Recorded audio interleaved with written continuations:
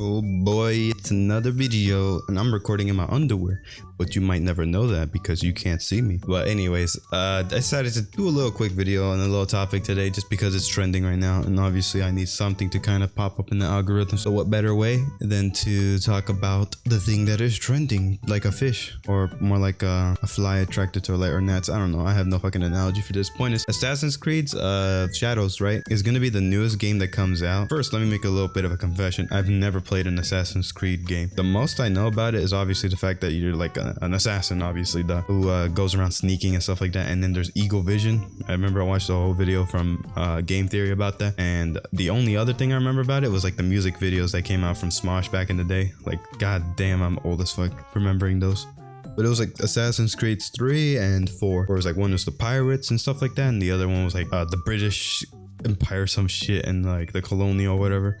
And then obviously the Assassin's Creed himself working with the people, for the people, or something like that. But other than that, I've actually never played a Assassin's Creed game, so I was actually kind of thinking about playing one. And before this one, I was thinking about playing the recent one that came out. I'll put it on screen here because I already forgot what it was called, because Valhalla looked boring to me because it was not even an Assassin's Creed game. At least it doesn't look like that, because you play as a fucking Viking. How the fuck are you gonna be like an assassin? You know, Vikings generally aren't depicted as like assassins, you know, people who sneak and lurk in the shadows. They're usually depicted as fucking barbaric men who go around fucking terrorizing and pillaging shit. But the Assassin's Creed Shadows controversy, there is a shinobi girl who you play as. First of all, this takes place in feudal Japan, right, which is like 1597, something like that, 1500 some shit. So it's like really ancient. One of the main characters is going to be a character which I just learned about today. I never even knew about this man until now, but apparently in history, or they're taking a person from actual history and making him a character in the game, and his name is, please forgive me if I butcher this, Yasuke. And apparently he was a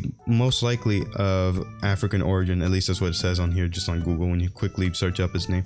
So basically he was a African American, right, or a black man, who apparently served as a servant and a retainer to Japanese daimyo. I don't even know how the fuck to say the name. Oda Nobunaga. Yeah, and this was taking place in 1581 and 1582. This was during the Sengoku period, and apparently he is what they called a retainer. So basically he never actually reached the status of samurai, or as far as I know. Yeah, apparently he was given a position as a samurai, and in the game Assassin's Creed, right, he's basically depicted as a samurai, a full-fledged samurai, probably one of the best or something, at least so far, because we don't actually know what the story is. People are just making assumptions, and this is where the controversy comes into play, because what I just explained to you is the history, the real history of the character, right? But that's where the controversy kind of comes in, because people are now going nerd emoji on Twitter, and of course Twitter's not a good place, but there's also YouTube videos being talked about now. They're basically trying to clarify that he's not a samurai at all. Why would they choose him as a samurai in this game? And to me, I'm like, the thing is with games and being historically accurate and stuff like that, it's like, yeah, they can be historically accurate, right? And realistically we would prefer that, but you can't be exactly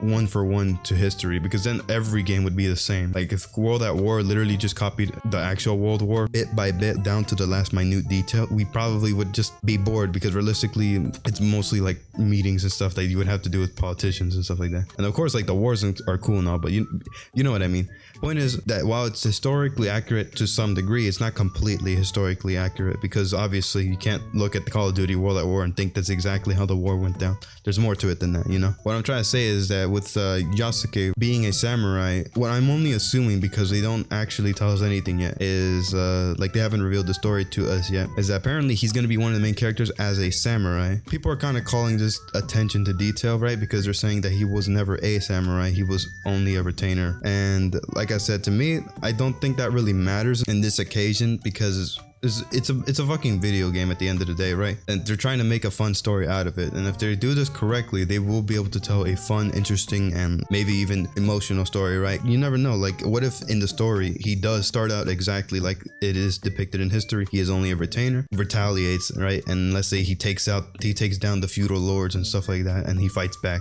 and in his own way he becomes a samurai, right? Let's say he did that, right? To me, that would be a pretty cool story. People kind of calling attention to this detail show, at least in this part of history of the character Yasuke, to me is like them kind of crying over nothing, at least not right now, at least right now, right? Because realistically, it's a video game, and I don't think they have to be historically accurate one-to-one just to make a good story, you know? It's an Assassin's Creed game where you play two characters. You play as a shinobi girl who's actually gonna do the assassination part of the game.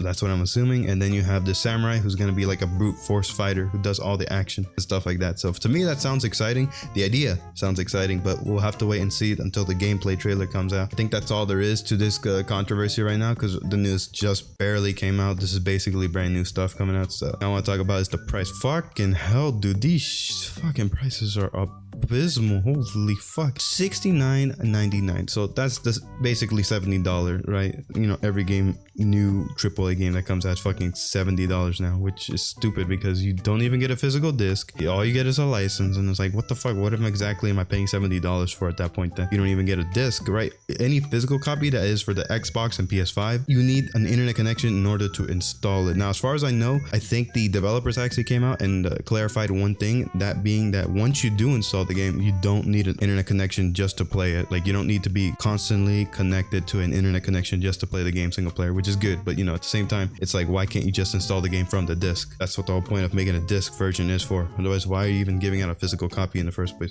But second, another thing I want to mention as well is that apparently this is the first Assassin's Creed game that also won't be like on the PS4 and stuff like that. It's only going to be on the new consoles, the Xbox Series X and the PS5, and of course PC. So look at these goddamn prices though. If this is to pre-order it, I hope just buying the game by itself when it comes out is like $60, but that's probably not gonna happen. The gold edition is $109, ultimate edition is $130, and now you can just pay a subscription to get a pass, basically like a fucking Ubisoft Plus pass thing. So you could pay $17.99 a month. And also the thing is, one last thing to mention is that unfortunately it's Ubisoft, right? Which we all know Ubisoft is literally the company that said you will own nothing and be happy, which is why I'm kind of adamant about purchasing any games from them. If the game looks fun on launch day and everyone talks about it as if it's great and everything, then I will probably buy into the game, and I'm not going to purchase any DLC.